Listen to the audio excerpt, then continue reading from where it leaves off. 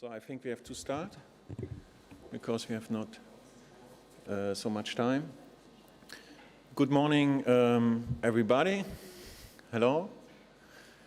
We are really happy to welcome you to our panel today. Our panel named Border Textures, Interwoven Practices and Discursive Fabrics of Borders.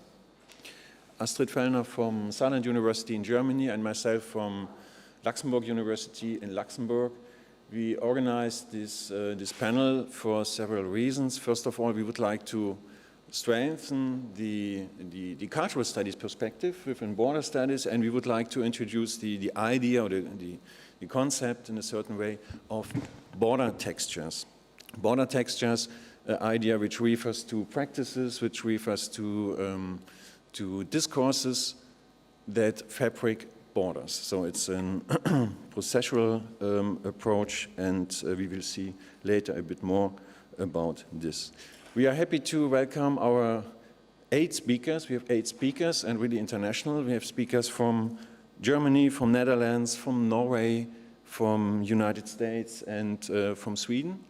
And they will present different approaches to border textures. One approach will be more border aesthetic approach, dealing with art, with literature, with architecture, and so on, and a more border anthropological approach concerning narratives, identities, networks, language, and so on.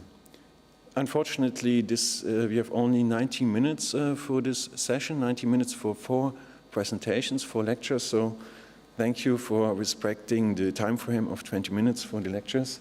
And I think we should start. And I'm happy to present you Astrid Fellner from Saarland University. She holds the chair of North American Literature and Cultural Studies at Saarland University. She's member of the UniGR Center for Border Studies. She's co-speaker of the working group Border Textures. And she will talk about, or the name of the paper is Corporeal Cartography, Textures, Images, and the Materiality of Borders. And I'm really happy to hear your presentation. Thank you very much. Let me see if I can, what happens if I push this button here? Nothing, because I'd like to, does this work better? Because I have images. Does that work? No? Okay. Well, then better? No, it's not better. There's not much.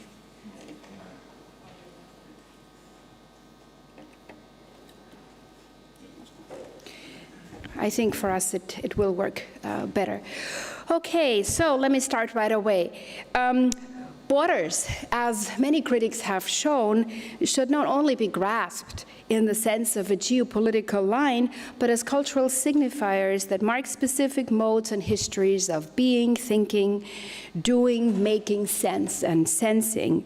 In my paper today, I would like to present my first thoughts, so to speak, on the development of a model that,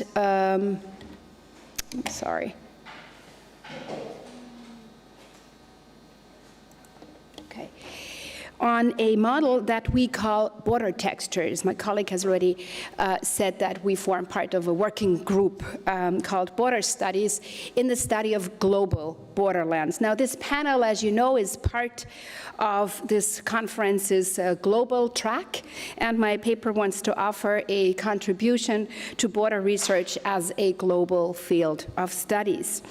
In thinking from the trope of border textures, my paper seeks to delineate a concept whose genealogy is rooted in conceptualizations of the border as a hybrid zone of interwoven and continuous existences rather than, as I've said before, a line of dialectical antagonism between mutually exclusive positions. In order to visualize this understanding of border textures, or rather, as I would like to call it, the act of border texturing, I would like to look at the aesthetics of the Beirut-born Palestinian, London-based artist Mona Hatoum. Her performative pieces, as well as her installations, engage or activate border textures in two ways. First, Hatoum's textured images evoke a certain border thinking that, as I see it, is inherent in my understanding of border textures. And secondly, they visualize border textures by enacting them. They breathe life into them in a performative way, so to speak, driving home the point that borders can be thought of as textures, complex and multidimensional assemblages woven of numerous threads such as politics, economy, cultural practices, racial, sexual, and other discourses, which sometimes combine and intersect to create a transnational continuum. Hatoum was born in 1952 in double exile from Palestine and Lebanon, and exiled in London after the Lebanese Civil War broke out in 1975. She is one of the most internationally recognized and acclaimed Palestinian artists working today. She has produced an oeuvre marked not only by her personal experience of exile, but also by the collective Palestinian experience of dispossession and occupation. So my aim this morning is not to primarily offer an analysis of her art, but to present to you my understanding of the concept of border texturing, which as a theoretical matrix can be gleaned and maybe even refined through this artist's textured images. I also hope to be able to show how border texturing, as an act of disentangling the multiple threads and layers of a corporeal border politics in Hatoum's works, allows me to shed new light on her artistic practices. Now, what does it mean to approach borders through acts of border texturing? Drawing from Mezzadra and Nielsen's proposal to approach borders not simply as objects of study, but through concepts such as labor, also as methods, my approach insists that the formation of territories and bodies are inherently interwoven, thus making the border a texture whose analysis necessarily requires a theorization of socioeconomic structures, institutions, and flows. My conceptual approach, border texturing, which I'm currently developing with a group of colleagues from the University of the Greater Region, and from where this panel has actually taken its title, draws on this understanding of the border. It has clear genealogical roots in Chicano-Chicana studies, which is my sort of home discipline, and decolonial thinking, and helps me explain in what ways border thinking gives rise to alternative forms of knowledge. The border for Mezzadra and Nielsen is an epistemic framework, a viewpoint that allows an acute critical analysis, not only how relations of domination, dispossession, and exploitation are being redefined presently, but also of the struggles that take shape around these changing relations. Their approach also owes much to Walter Minolo's border thinking, and as I see it, can serve as a basis for my understanding of border texturing.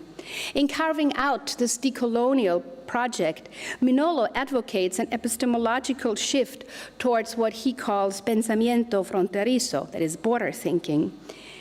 Crediting, in turn, Gloria Anzaldúa and her Borderlands La Frontera for this thought, border thinking for Minolo does not only entail the study of actual territorial borders, but, as I've said, also constitutes an epistemic framework for the geopolitics of knowledge and power. It also, as such, refers to the creativity and the energy that emerges from subaltern subject positions, thinking through or from the border, rather than thinking about it, according to him, exposes the colonial underside of Western modernity and resists dichotomous thinking and also disciplinary territories.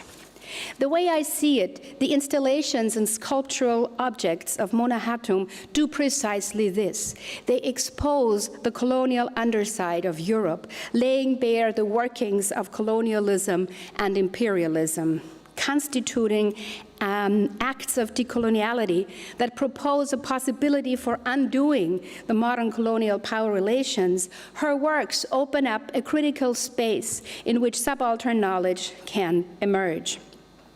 Impregnated by a sense of dislocation and disorientation, her works engage spatiality, the measurement and the displacement of the body. In the various forms that her work takes, we see the body, we witness the transformation of everyday objects into menacing and disturbing weapons. We see wires, we see cages, singular light bulbs, we see tufts of hair, and then we see maps, grids. Where maps in everyday, or in the everyday sense, provide a sense of location, a navigational certainty that enables the traveler to reach their destination, Hatoum's cartographies disrupt any such certainty. In fact, they reveal the falsity of settled boundaries.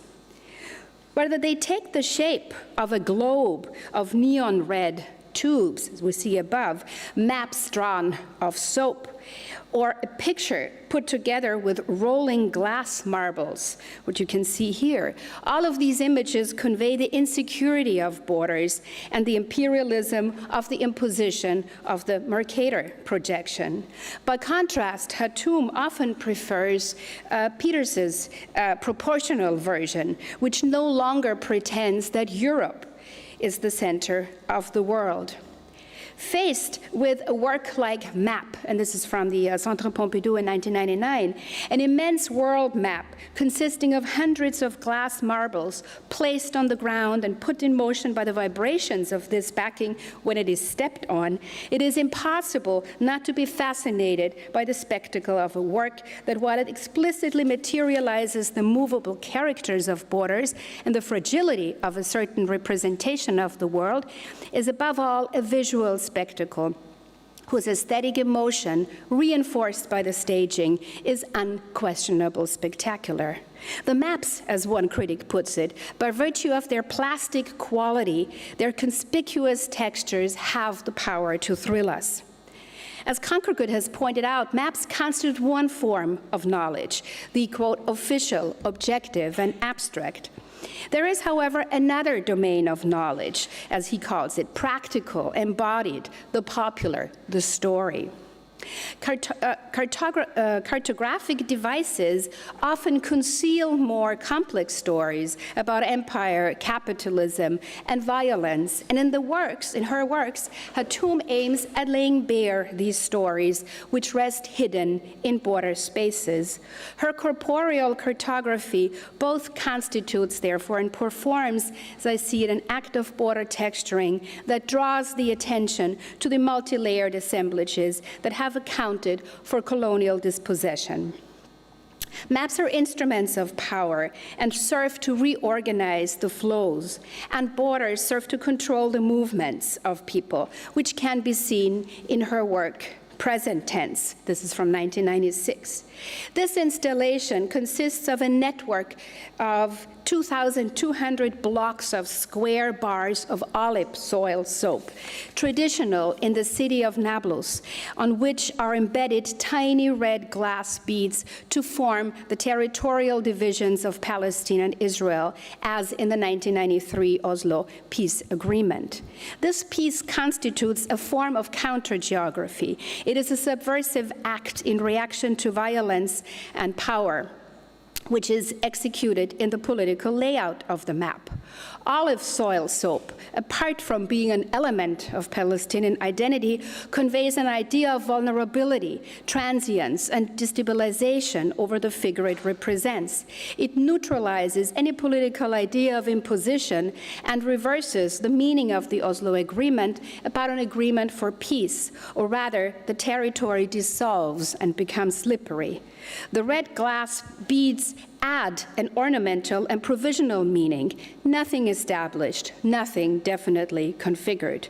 The body is also present here through the idea of cleanliness of the soap and the pearls of a necklace. as it is also present in the fragrance that the soap distills in the whole space of the installation, which also then kind of incorporates the bodies of the spectators. Invoking inequality and destabilization of borders, Hatoum's works thus draws the attention to the materiality of borders, constituting powerful tools that texture borders. The materials used in her installations, such as hair, nails, stains, blood, etc., remind us of the relation between the body and the performativity of space, since her work is associated with the fabric of space and body. And Hatoum's textured images are directly linked to her own condition of nomadism, passage, and transit between territorial political entities, Palestine, Lebanon, and Great Britain. Relying on her body, which is marked by trauma, and making use of spatiality, mainly grids and maps, as a way to perform the movements of the body, Hatoum's art articulates borders as highly diverse forms of transgression and movements, and in-between spaces, crossings, and zones of interweaving patterns. An often cited and often referenced piece is her Socle du Monde, base of the world, which takes the simple form of a cube. From afar, this cube looks solid. But if one looks a little bit more closely, one can make out a fibrous texture that covers its exterior, which looks like blackened intestines or like a black brain. Undercurrent, hair grids with knots, or impenetrable, work with similar plays on textured borders. Undercurrent is a floorwork, a woven square of red, cloth-covered electric wire, spreading tentacles at the end of which light bulbs fade up and down, reminding us of a powerful Medusa head, almost breathing in time with the ebb and flow of the lights. The interlacing technique employed basically here refers to the textile tradition and can be found in other works with similar materials, like this one here, hair grids with knots. Here we actually find a network of intersecting lines which reveal an almost free-floating weaving of hair, weaving the discarded strands into a loose grid, which she then fastened, I don't know if you can see that, to two wooden sticks protruding from the wall with just two small single hairs kind of standing out. Her work, Impenetrable, relies yet on different materials. From a distance, Impenetrable appears to be an ethereal cube levitating in the gallery. When approached, the work reveals a menacing aspect. The cube is composed of hundreds of barbed wire rods dangling from fishing wire. The austere geometric form, which recalls minimalist sculpture, also harbors a psychological charge.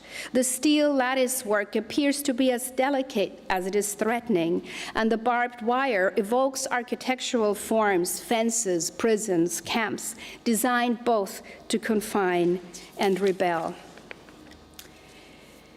So, as I've tried to show, Hatoum's textured images are helpful in conceptualizing acts of border texturing. They constitute powerful tools in carving out border textures.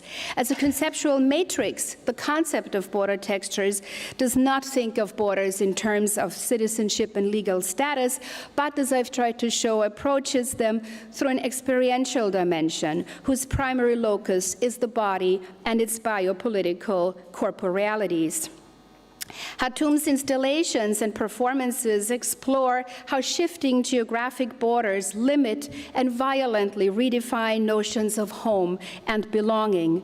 Her artwork offers what Jeria Moraga and Gloria Anzaldúa have called a theory in the flesh, embodied theories that emerge from the material reality of multiple oppression. Proposing radically new ways of thinking about borders, identity, and difference, Hatoum shows that border textures are made up of a thickly amalgamated web of corporeal and other disciplinary discourses which create a dense border texture. Thank you.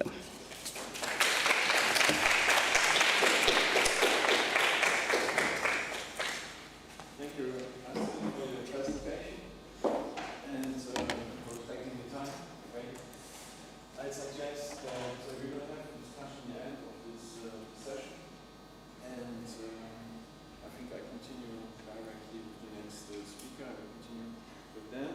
It's Chiara D'Avolo from the Amsterdam Academy of Architecture, and she's an Italian architect, and her research interests lie at the intersection between architecture and sociology.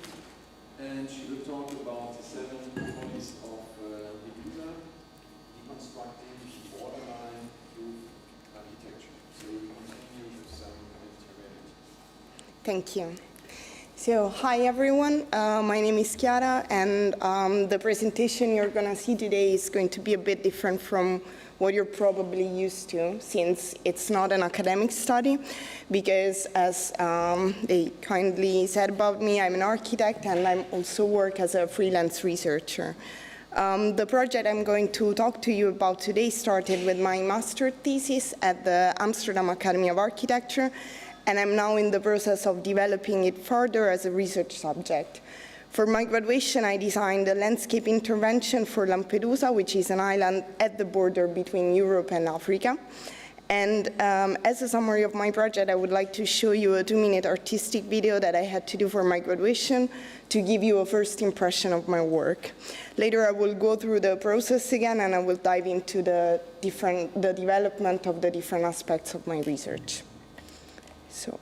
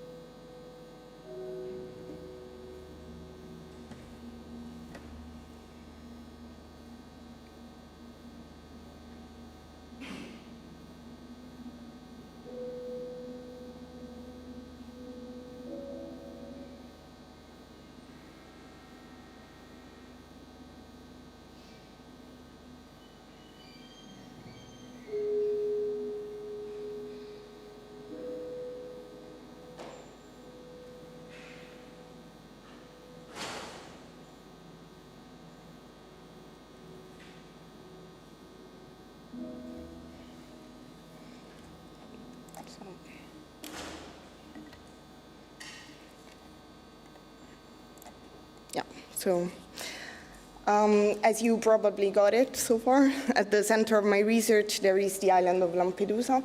Lampedusa is a small island in the middle of the Mediterranean Sea, and it recently acquired fame because of its role on the central Mediterranean route. When I started my research, my first concern was to understand if there was more to Lampedusa beyond the image of detention island that is usually presented by the European media. So I started to look at the factors that determine the specific condition of Lampedusa as an island. You can see here that politically Lampedusa it is part of Italy, but geologically it belongs to Africa. It has its closest neighbor in the Tunisian coast, which is 143 kilometers away. But it's also a very small island with a surface of a little bit more than 20 square kilometers. Despite its size, the island hosts a great variety of people, especially if you think that we're talking about a Sicilian island of less than 6,000 people. Attracted from different reasons, non-native residents and passers-by in Lampedusa come from different geographic locations and different backgrounds. And this is also due to the importance of movement for the island of Lampedusa. People move from the island for work, for study. They need to move for medical reasons as well. But people move also towards the island, not only migrants trying to reach Europe from Africa and people who work with migrants, but also tourists attracted from the beauty of the island and researchers that are attracted by the different peculiarities of the island. But this is not only about people movement, because the natural, cultural, and economical identities of the island are the result of centuries of movement of animals, plant species, money, goods, cultural influences from both sides, from Europe and from Africa. That's why the island is such a specific combination of factors. But in general, this is nothing new. If we look at the history of the island, it clearly tells the story of a stepping stone in the Mediterranean Sea. From Maltese neighbors to faraway British, the island was always colonized by an impressive number of different populations. And in a way, there is a tendency. Well, of course, now we all know Lampedusa because of its relation to the border between Africa and Europe. And we tend usually to explain this association of the identity of Lampedusa with its geographical position. But the work of different researchers suggests that the high degree of borderness of Lampedusa cannot be only a result of its position or isolation, because other islands, for example, Pantelleria, which you see here, it's even closer to the Tunisian border, and still it did not develop such a strong relation with the border. So it has been argued that Lampedusa was deliberately turned into a border place. You can see here that there is not a constant relation between the migrants arriving to Lampedusa and the migrants arriving to Italy.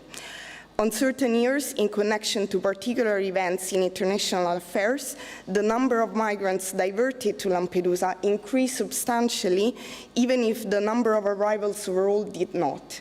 And this suggests that the emergencies, the overcrowding emergencies on Lampedusa were created to support border-related narratives.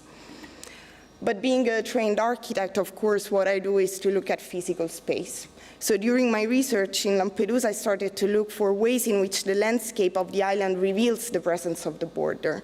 And what I started to notice was a connection between the border and the series of small borders within the island. Many areas are cut off from public access. You can see them here. They are restricted for military purposes or simply affected by urban decay. What I also noticed is that the narrative around the border is used to justify an increasing militarization of the island of Lampedusa, which is often presented as a consequence of border patrolling.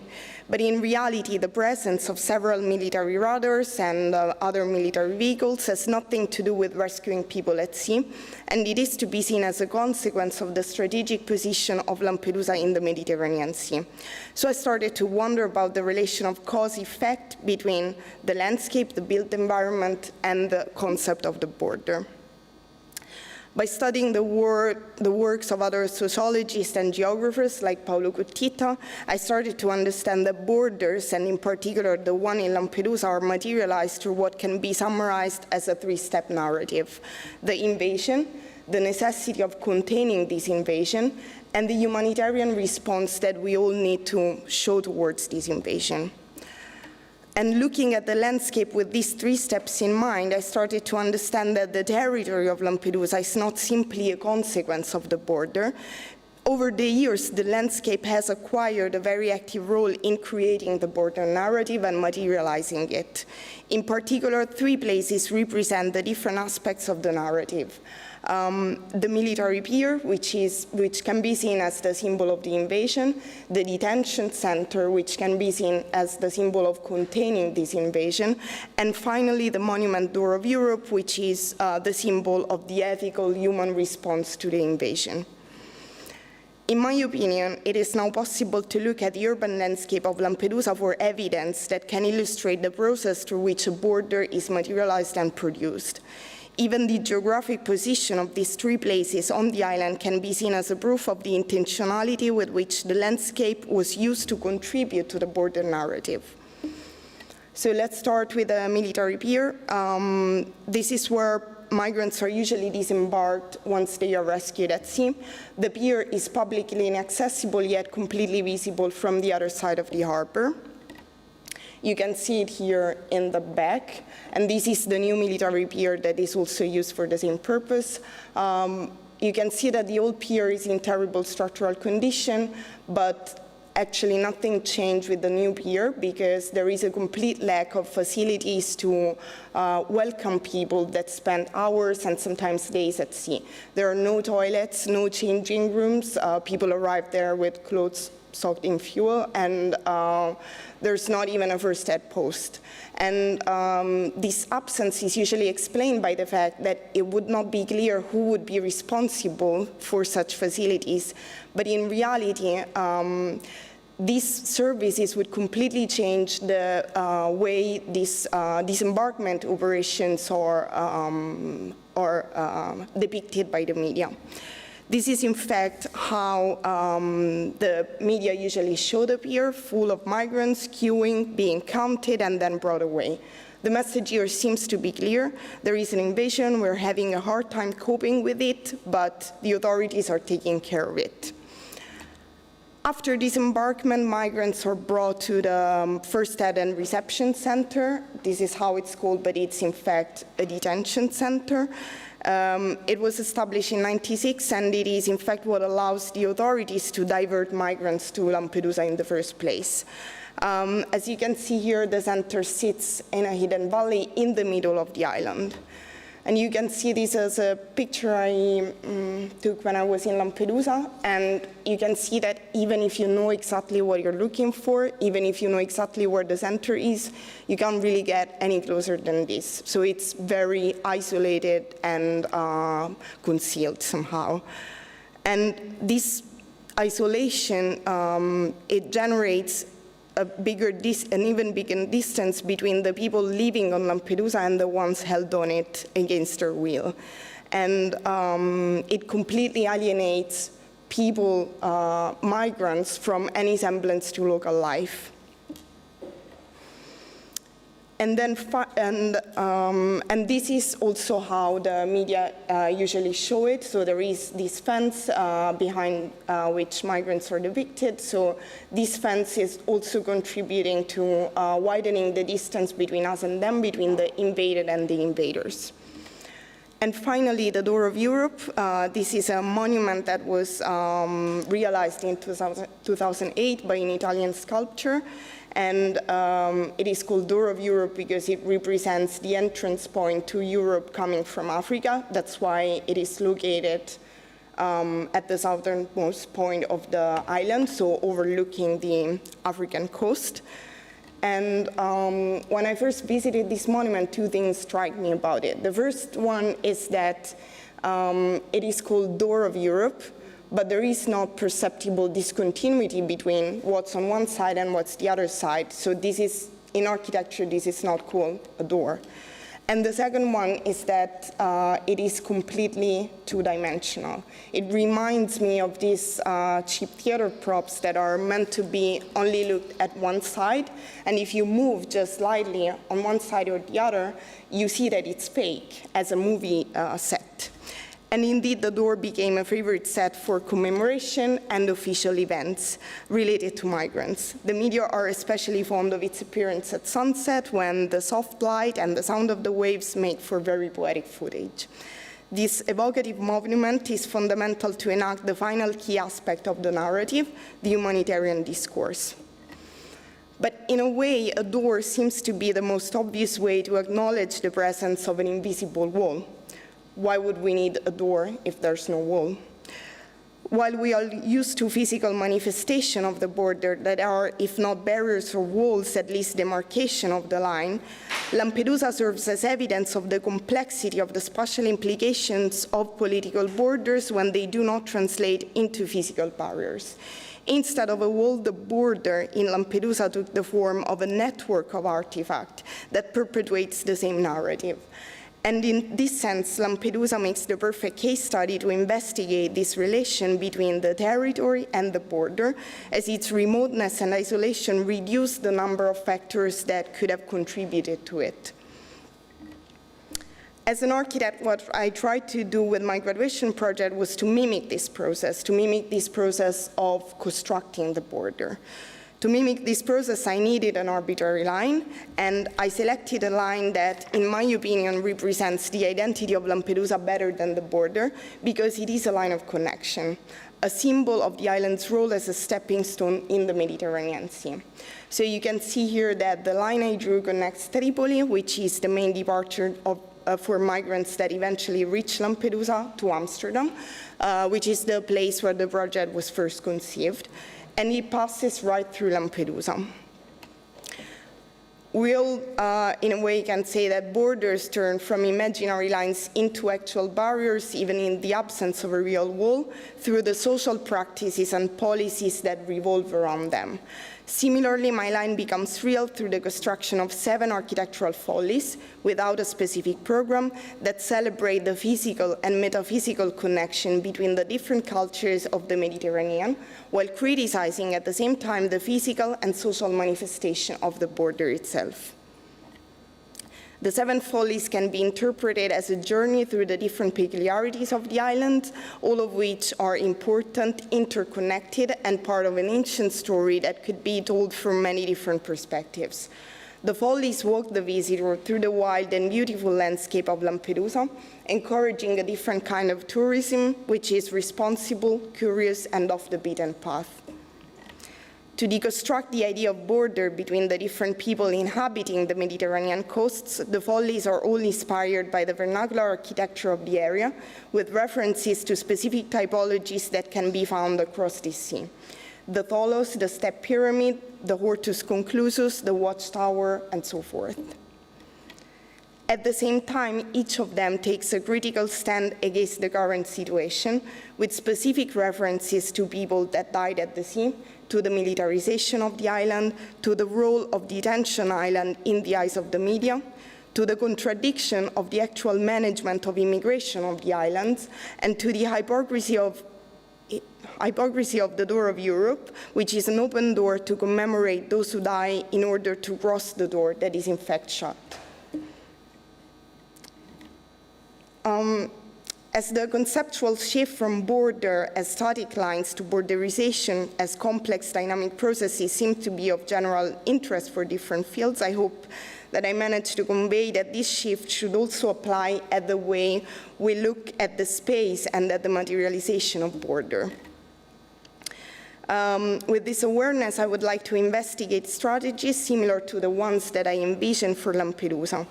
My question is, how can we use the landscape and the physical territories not only to study the effects of the border, but also to reverse the negative effects of border construction? In my opinion, these lines of research are possible only if they encompass a strong collaboration between different expertises and different fields. In this sense, I want to thank the panel organizers for bringing together people with different backgrounds and expertise, and of course you for bearing with me for the last 20 minutes. Thank you.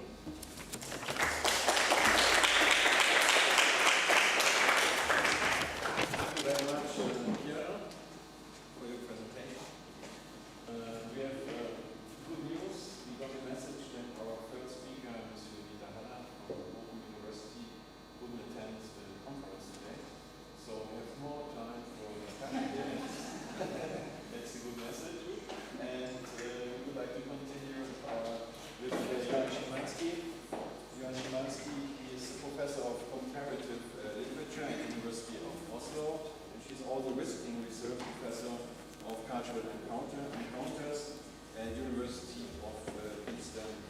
Milan, and he will talk about border traumas, aesthetics, and memory in migration literature. And technically, everything will be fine. Yeah. Well, thank you for being able to join this session, which I found very intriguing with this concept of border textures. See if this works. So,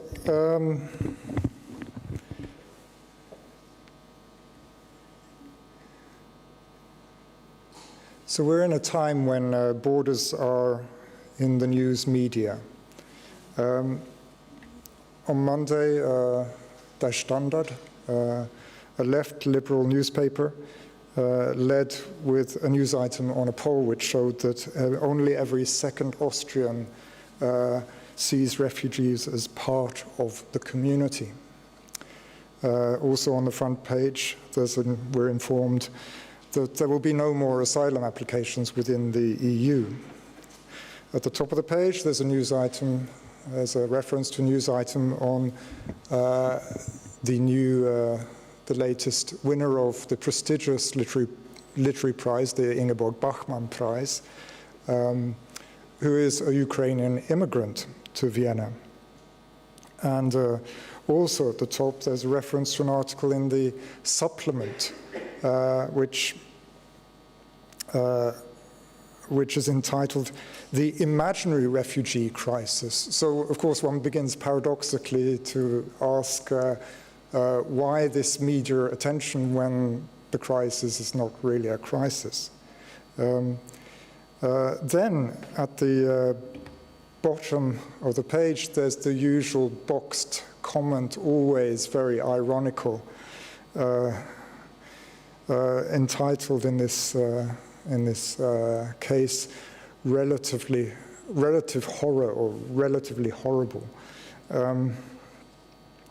It invokes the familiar topos which is often invoked nowadays, that we have become desensitized to the plight of the migrants and refugees, and then it continues to point out that this opens up a space in which we can revert to the position that where whatever we do is legal and whatever migrants do is illegal or a violation of law.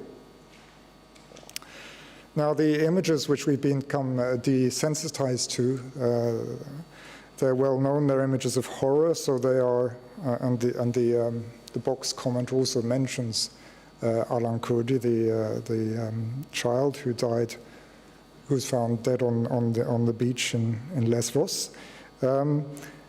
So they definitely have something to do with trauma. At the same time, however, they're subject to the logic of the news event, of the fabricated crisis and of spectacle. And thus they're also subject to a kind of there today, gone tomorrow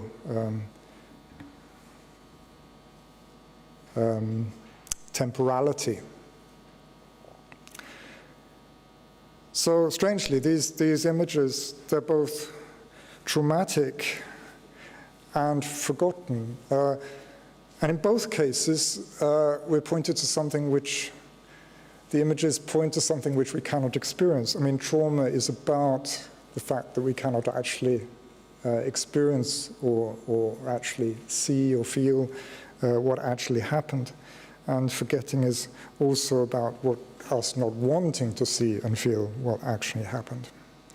And the spaces that forgetting opens up, of course, the spaces of an anti-immigrant politics in Europe, resurging at the time, in this time, in which migrants are seen as violators of borders.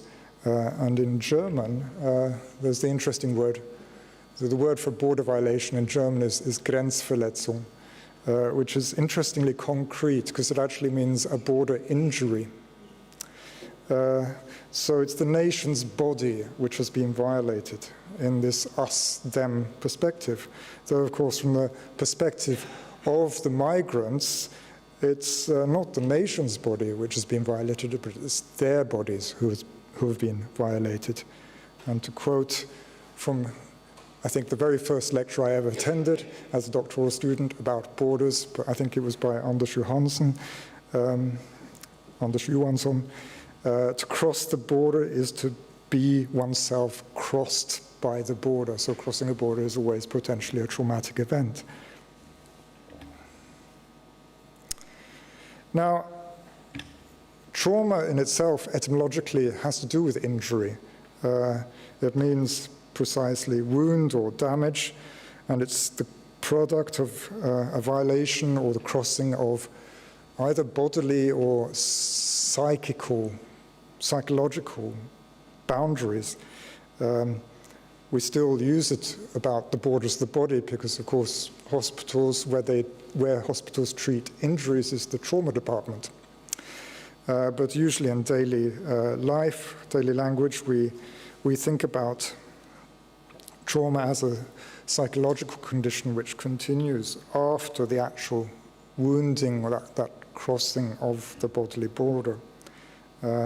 Freud talks about Nachträglichkeit, belatedness, and during the Vietnam War, the diagnostic of PTSD was established,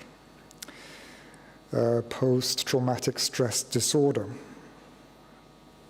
So trauma, according to Freud, is a form of neurosis. It's based on repetition of fixed images often, which stand in way of the actual experience, which has somehow been barred to us.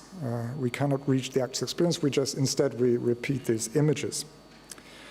So what should we do about it?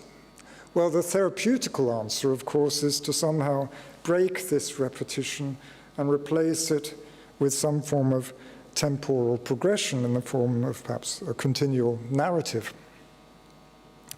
Put life back on track, in a sense. But this would also imply a form of forgetting the wounding. And this might be difficult to think in a more historical or political context, where we might not want to forget what has happened. And that would then lead to losing the possibility of political or historical agency. Now this print by Paul Klee, Angelus Novus, was owned by the intellectual exile and refugee Walter Benjamin. And he used this as a way of thinking through the possibility of historical agency. For Benjamin, this was the angel of history. He writes about it in a small fragment. The angel is caught on the border between the past and the future, looks backwards into the ruins of the past, and seems traumatized by what we might call the hurt of history.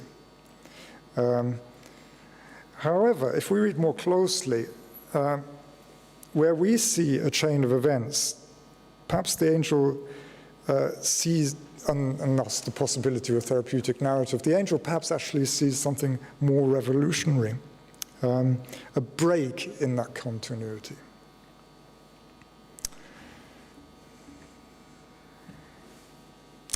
So trauma means then to border off the original horror or experience. We cannot narrate it, it seems. It's subject to what Chiara Brambilla and Holger Pötsch have developed theoretically as a form of border in/visibility, a regulation of the aesthetic access or epistemological access to the border. But of course, on a theoretical level, there is a kind of within trauma studies, there is a kind of narrative. And we can sort of, it's about there once has been an event which creates this trauma, and then the trauma itself is the response to that event. It's the trace of that event. And this is not as interesting that this has certain formal similarities with the event of the narrative of border crossing, which is also an event of crossing and of being crossed, as I've implied, and then something which larger, more continual, disseminated across time and space. So this similarity would imply then that border crossing can always potentially cause trauma. Again, to cross the border is to be oneself crossed by the border. And also, like trauma, border crossing is subject to this sense of in/visibility, because one cannot tell the truth about border crossings. Borders always involve a shifty, hybrid textural space, which is not accessible to some kind of total epistemology. So looking then at some narratives, some migration narratives, and the way they handle this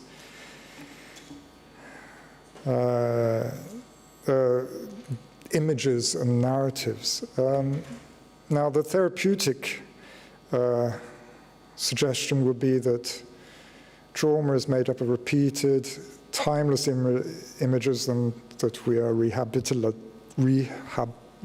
undergo rehabilitation when we somehow get back into a narrative sequence. And this, of course, means that trauma involves thinking about aesthetics, because we're dividing between images on the one hand and narrative on the other. Of course, that's a very difficult divide, because images always imply narratives, and narratives always contain images.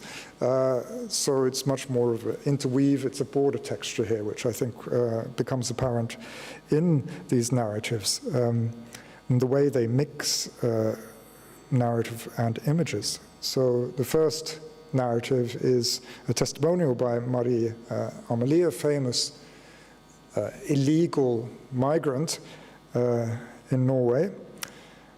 This is a story about how she was deported from Norway, and the story about how she was held in a containment camp by the Oslo airport before being deported. And her deportation was the result of her first book, which was a book about her experiences growing up as an illegal alien in Norway. And this book is a book which is full of images of trauma, especially about the trauma being made visible, that is to say, being examined on entering and exiting this deportation center, being surveyed by the police, and also being the subject of because she was a cause célèbre, being a subject of a large media spectacle. And the book is full of images of mirrors, glass, and lenses. And these become, at the most extreme point, traumatic when she imagines or she plans faking an attempted suicide with the help of a broken mirror within the deportation facility. So the actual glass suddenly becomes a motif of crossing the borders of her own body. At the same time, the book is also about being made visible. At last, she can publish a book where her photograph is on the cover, and it's about making her experience visible. So here we see that, on the one hand, invisibility, we always want to think that the marginalized should have a voice and should be made visible, and that because they don't have a voice and they aren't made visible, their trauma, that's a form of trauma for them. But of course, at the same time, becoming visible, if they become visible in the wrong way, is also a form of trauma. So, another example then. Johannes Anjoros, En storm kom från paradiset. A storm blew in from paradise, and of course the reference here is in fact directly to that quote from Walter Benjamin, which I showed you earlier. This book is in fact tells two stories. One is the story of a Ugandan man who is sent to Greece to be trained after independence of Uganda, the independence of Uganda. He's sent to Greece to train as a pilot to become part of the Ugandan Air Force. However, with the coup of Idi Amin, this is a story of decolonization, With the coup of Idi Amin, he has to break off his pilot training.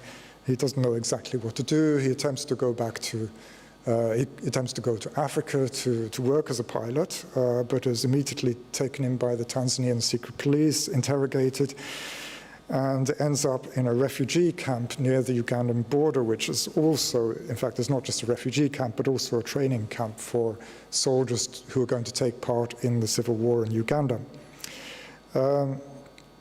So this is a narrative full of trauma. He escapes from the camp. His ear has been damaged while being in the camp, so he can there's no longer any physical possibility of him as working as a pilot, which is his greatest trauma, I think. He escapes the camp, lives as a homeless person in Nairobi for a while, and then meets a Swedish woman and migrates to Sweden. The second story is about his son, who is the author of the book, who attempts to somehow negotiate this trauma through writing this book, about his father, using, for example, some of the images he finds, which are, these three images at least, are included in the book. His father was also a high jumper. Here you see him jumping the high jump in a stadium in Athens. And these images, they're both a form of phototextuality, as it's called, this things which we're familiar from novels by, for example, Sebald, in which images are moved into the text, but also these images function for the father as what we might call, and for the son, as umbilical border objects. They're objects which point back to some past across the border which one came from. Also, these images are described, some other images are not shown, but they're described in the book in small fragmentary forms of what are called technically ekphrasis. Ekphrasis is a rhetorical term meaning the textual description of images. And these ekphrasis are quite interesting because they first of all, there's this recurrent image of grayness.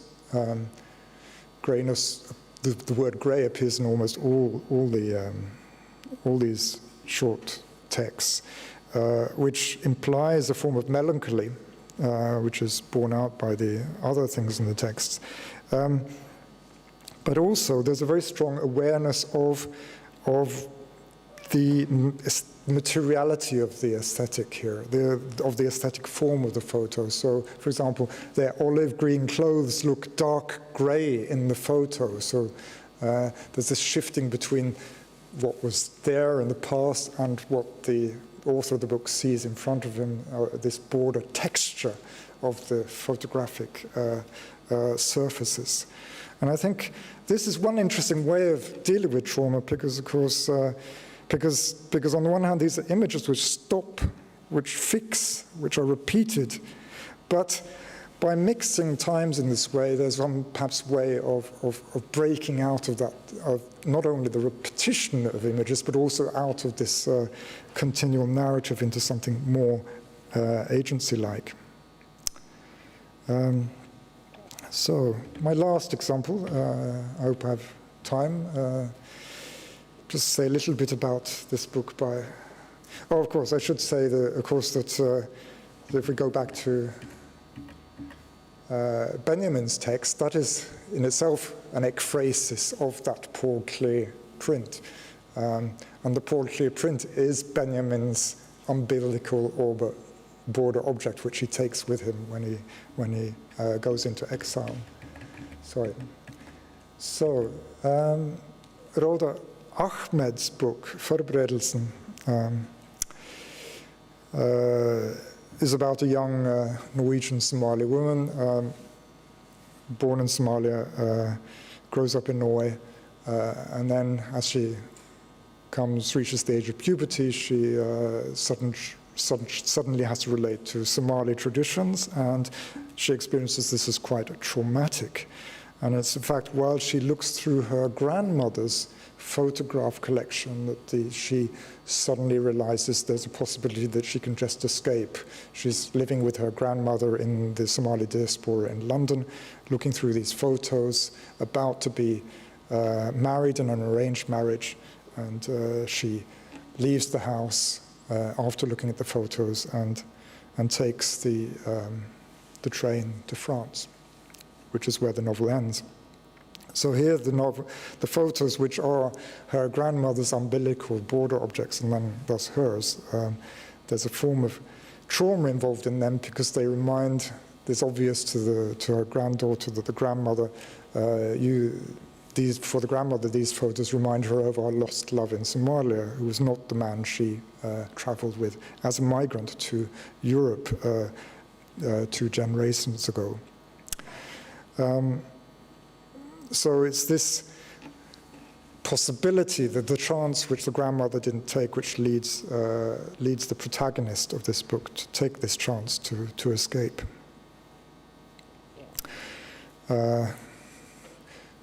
Trauma, should also note, can be infectious, which is precisely some of the meaning behind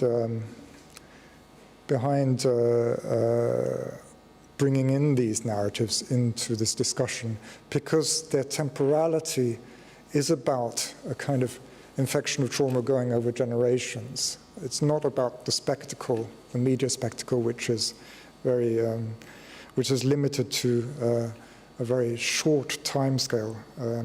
It's about a more spread out dissemination of border crossing over several generations. Finally, I'd like to, so basically this is perhaps one argument about narrative and trauma. The other would be more general, and that is to say that we should be looking at both border crossing and trauma from this point of view, the in/visibility concept, and the way it forms what Rancière would call in his political aesthetics partage sensible, a sharing and division of the sensible, that which can be sensed, the aesthetic, which is precisely what images and texts and other representations do. So, thank you very much.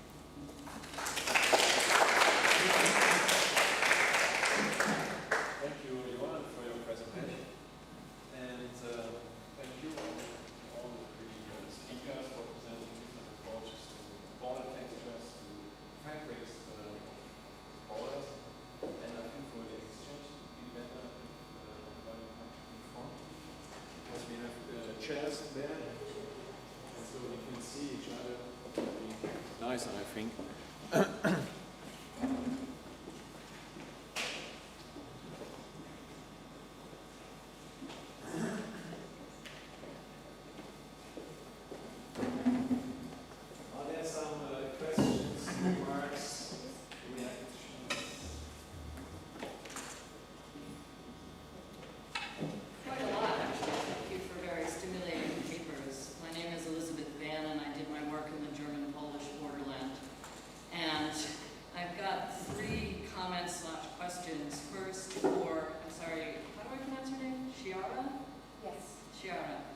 I'm curious about the orientation of that door with reference to the points of the compass. In other words, if you're looking through that door, are you looking at Africa or on the other side at Europe? So it has two sides. Yeah. So if you're looking from one side, you're basically looking at Africa, and that's why it was oriented that way. Okay, so it runs on that east-west line? Yes. Okay, yeah. I thought it probably would, but I thought I'd check. So this is a question for any native speaker of German. When I looked at that word Grenzverletzung, in the context of your talk, I immediately thought, oh, that is either a wounding or an injury of the border or by the border. Of course, border violation works exactly the same way. I mean, we could interpret it as a violation by the border, but it would never have occurred to me. So I'm just wondering, for any native speaker of German, is it an automatic that it's a violation of the border, or does it look ambiguous to you guys? Well, Or not?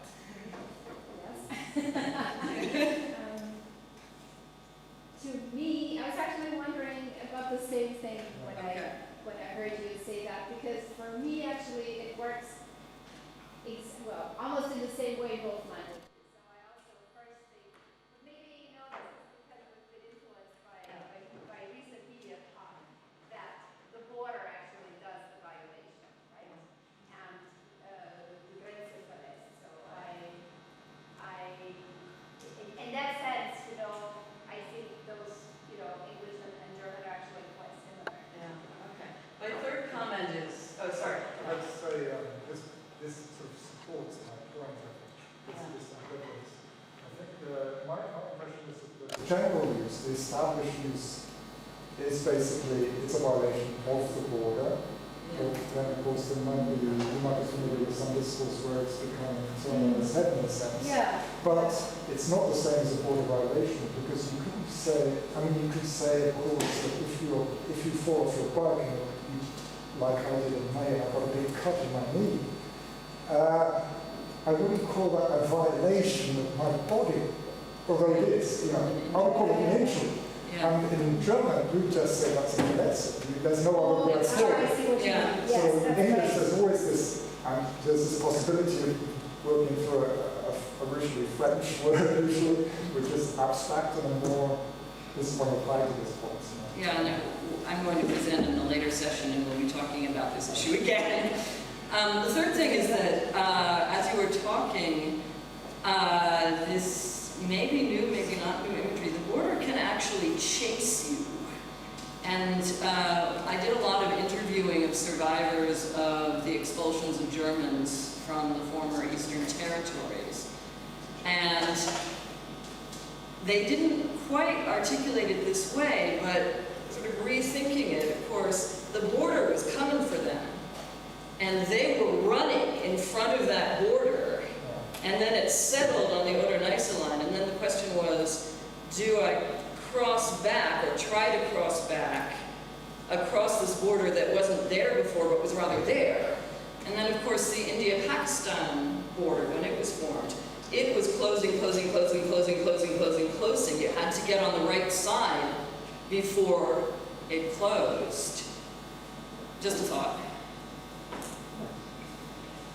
That's very interesting, yeah.